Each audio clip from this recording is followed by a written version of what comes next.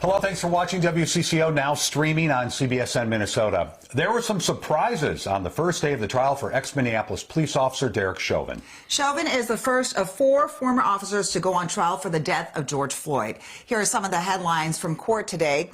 The judge postponed jury selection as he waits for the appeal of adding a third-degree murder charge. 16 out of 50 jurors were released from the trial. And there was a discussion about evidence of drugs found in the police squad car. Esme Murphy joins us now to explain more about what happened today. Esme? Good evening, Amelia. The start of this trial is now in the hands of the Minnesota Court of Appeals and the Minnesota Supreme Court. The issue is whether the additional charge of third-degree murder can be added against Chauvin. And in another surprise, months after George Floyd's death, defense attorneys found drugs with Floyd's DNA on it in the squad car where he was briefly detained that fatal evening. The defense wants more evidence of Floyd's alleged drug use introduced. Your Honor, we're not trying to delay this case. We want to try this case, but we want to try it right.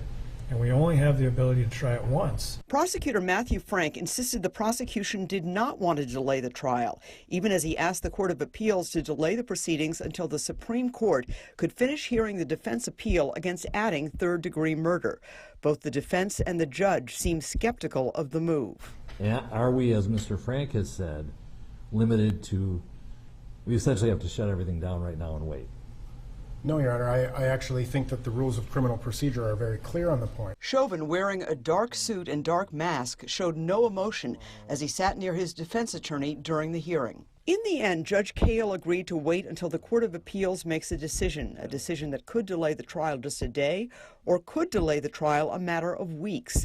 The difficulty in choosing a jury was spelled out when both sides acknowledged they had automatically eliminated 16 of the first 50 jurors just based on jury questionnaires.